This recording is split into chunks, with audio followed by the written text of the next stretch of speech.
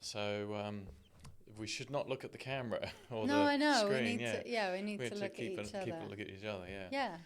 So welcome, Zoe. Thanks, Adrian. Yeah. I'm excited to be here. Oh, I'm excited too. I'm excited for what we have for the community. I know. Yeah. It's been a long time in the workings. We should record this. We are recording this. Oh, you are recording Yes. it? Okay. Yeah. I don't know. We didn't plan this talk at all. No, and the back end of the point of getting to this point now of really being able to share this beautiful offering and space. Yeah. Why? How has this come about? Why are we doing this? We want to be able to create community, support, deepen connection, and to all connect with one another globally. And it's going through the meditation journey, as you know yourself, can feel very lonely, and it is that start the work that you're doing behind scenes, and you can sometimes lose your mojo a little bit or your motivation, and having that community support is almost a way of you checking in with yourself, feel inspired, and you also realize it's very normal to fall off the wagon sometimes and let your practice go and then get back on track. So it's a way to support and create that space for learning. Yeah, well, you're right, because meditation is a solitary practice. It's like we do it alone. We have our eyes closed. And in my meditation practice over the decades of been meditating, it's come and gone from my life.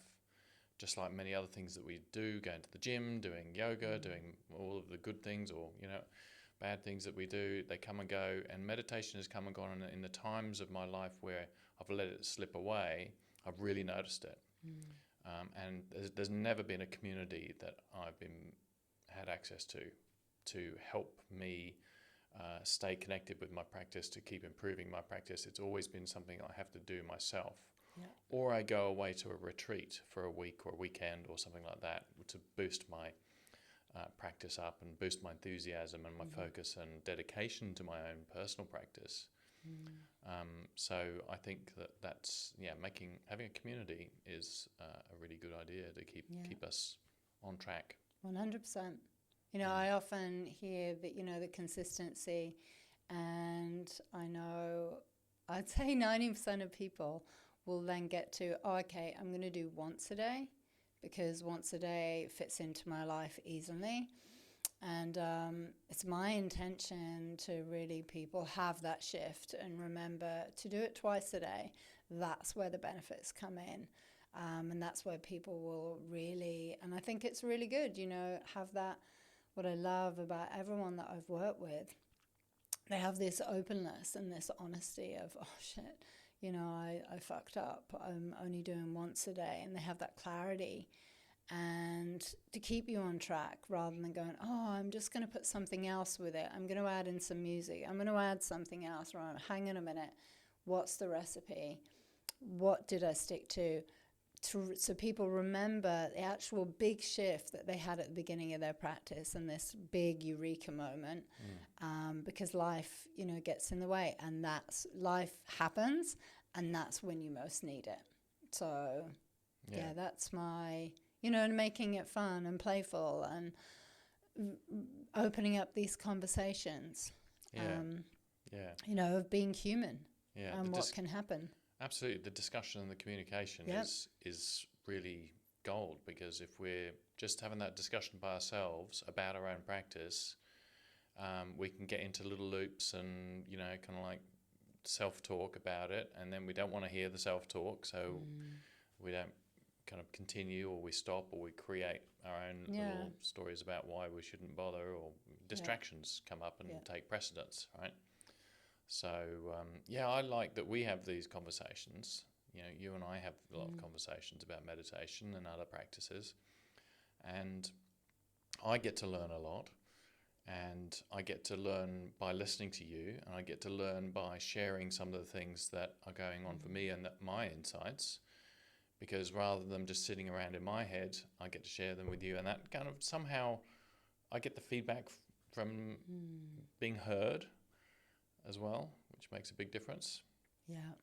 So hopefully we can share some of that with our community, and Yeah. people in the community can share with each other and ask questions, and that's what I'd like to see happening. Yeah, thank you. I'm always learning from you. You know, it's that reflection, and constantly learning. I never want to stop learning.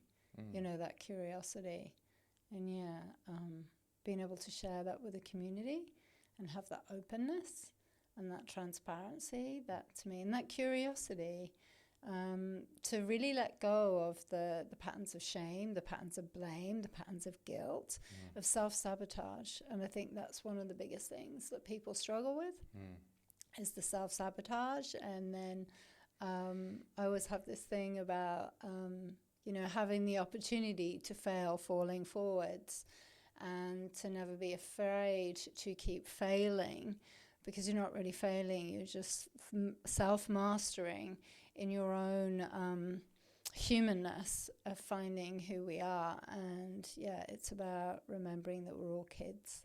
Yeah. And as Ram Dass says so beautifully, we're here to walk one another home. Yeah. So that's my intention for the community, to have fun, connect, and celebrate the power of meditation, the power of presence. Yeah, that's so beautiful.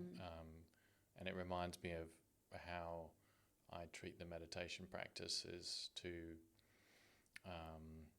remember that it's the practice, not the perfection.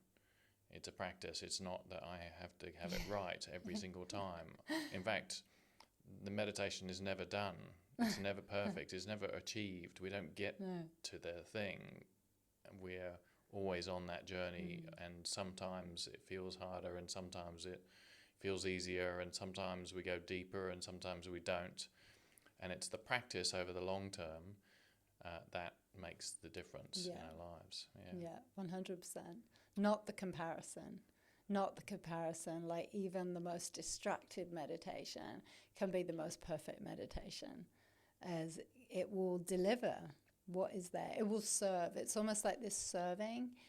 I see it as this communion with self, like giving communion to self, this self-love of being served what it is for you that you're there to learn, to see, to understand about self. That opportunity of self-reflection, rather than seeking something outside. And the more we do that, the more we trust with our inner knowing and our instinct. And rather than believing, we start to actually have that knowingness. Yeah, it's an embodied self-awareness. Yeah. It's a deeper self-awareness. Yeah. It's like I'm much more comfortable in my skin. Yeah, without being stuck in your head. You know, it takes that, you let yourself off the hook. And yet again you go, okay, well, am I letting myself off the hook? Am I avoiding something, or and I do actually think it comes down to self-love. You know, when we feel kind with ourselves, we book it in more, and when we're not feeling so kind, it's easier to go, I'm not going to do it. So, and I can still notice that sometimes in myself, you know, and it's that, hey, no, this is for me and for no one else. And everything else shifts around that. Yeah, it's really, really beautiful. And to share it in relationship has been a really big shift for me. It had always been a dream to be able to share that with your, you know, the one that you're with, and as well, like, you know, my children also now having that beautiful, to be able to meet in that space of stillness. Yeah, I'm incredibly grateful for that. It's, I can't say how grateful I am to have met you, Zoe, and to be with you, to be able to share what we're doing is, next level for me. And same. Thank you for gratitude. Creating this beautiful platform. And I'm really excited about sharing this space with everyone, with you. Yeah, so there's some people out there watching this, hopefully, and yeah, we'd love to hear what you think. So Yeah. pop some thoughts down in the comments. This is a community for you. It's your community. Yeah. Yeah. It's time to wrap it up. Yeah, let's get on. Thank you. We'll see you soon. Bye. Teresa